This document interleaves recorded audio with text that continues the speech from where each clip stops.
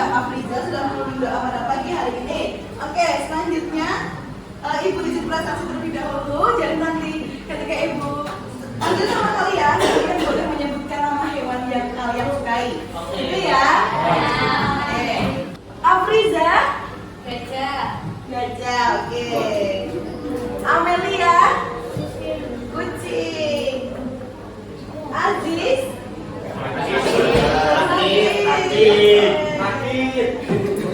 Azhar Mulani Safitri? Kucing.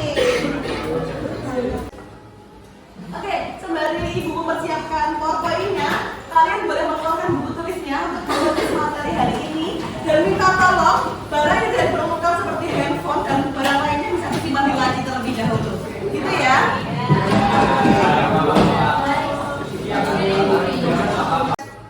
Oke, sekarang ada yang tahu nggak hari ini kita mau belajar tentang apa? Oke, sebelum masuk ke materi yang akan kita bahas pada pagi hari ini, Ibu ada ini. Coba dilihat gambarnya. Kira-kira ini gambar orang sedang ngapain sih? Gosip. Oke, betul. Lalu ini, apakah tindakan pada gambar di samping dapat menyebabkan permasalahan dalam sebuah kelompok sosial? Kenapa?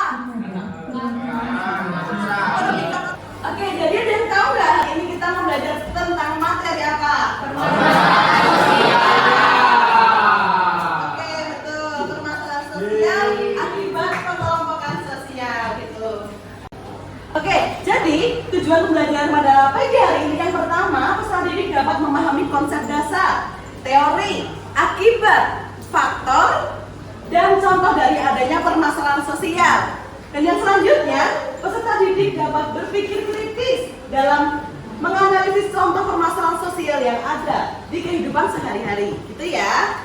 Oke, yang pertama itu ada konsep dasar. Jadi, permasalahan sosial itu adalah suatu masalah atau permasalahan yang terjadi di lingkungan masyarakat. Dan biasanya kondisi ini dianggap berbahaya dan perlu diperbaiki. Sedangkan menurut Sujono Sukamto, permasalahan sosial adalah kondisi ketidaksesuaian, di mana permasalahan yang muncul itu diakibatkan karena hubungannya dengan nilai dan norma yang berlaku di masyarakat. Seperti itu. Bisa dipahami? Bisa.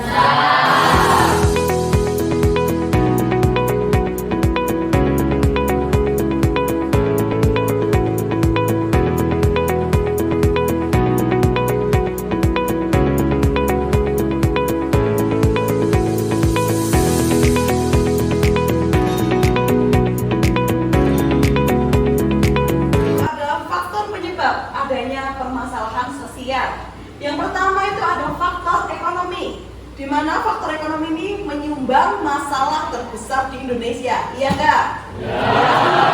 Contoh dari adanya faktor ekonomi itu apa? Kemiskinan, pengangguran, kriminal, kejahatan gitu ya. Jadi seseorang yang mungkin kurang dalam ekonominya, mereka akan melakukan segala cara untuk mereka bisa mendapatkan uang, misalkan dengan menjamret, itu kan kejahatan, iya kan? Terus nanti yang pengangguran itu menjadi tidak punya pekerjaan itu. Yang selanjutnya ada faktor budaya. Faktor budaya ini disebabkan karena kurangnya atau tidak memilikinya norma dan adat istiadat. Misalkan kalian berada di adat atau berada di suku yang misalnya norma dan peraturannya itu tidak taati, tapi kalian melanggar. Nah, itu menjadi salah satu faktor penyebab dari adanya permasalahan sosial. Seperti itu. Dan yang selanjutnya ada faktor biologi. Oke, jadi contoh dari faktor biologi ini, kalau kalian kemarin pernah jadi Ibu hari ini punya game buat kalian. Jadi, gamenya hari ini sosiologi bowling. Jadi, Ibu minta tolong, jadi nanti lidahnya ini agak geser ke kanan dan ke kiri, biar nanti ada jedanya untuk kalian mendidikkan bolanya. Gitu ya. Bisa dikatakan dulu, itu nanti.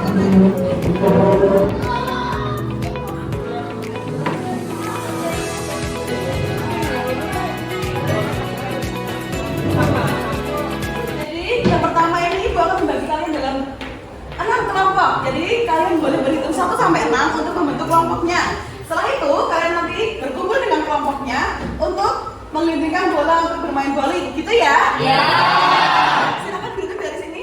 1, 3, 4, 5, 6.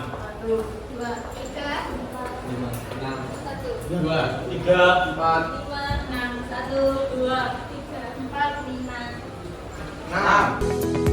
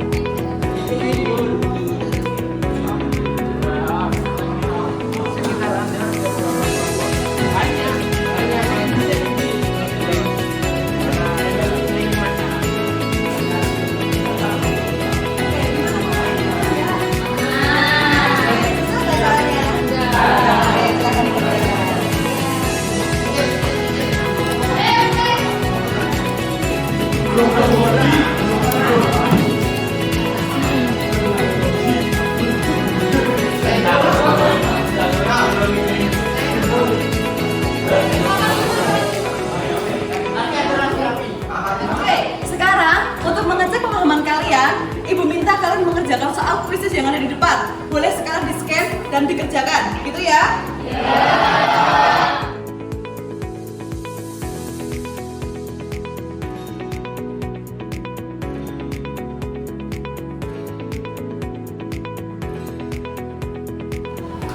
Oke, jadi ada yang bisa menyimpulkan pembelajaran hari ini kita ada belajar apa aja?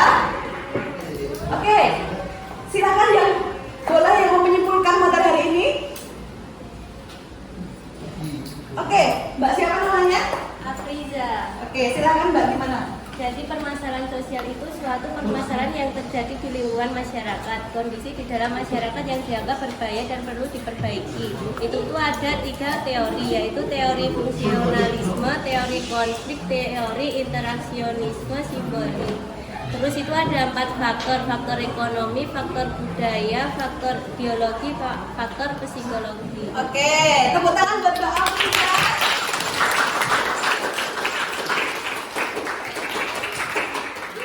Jadi gimana belajar hari ini, seru nggak?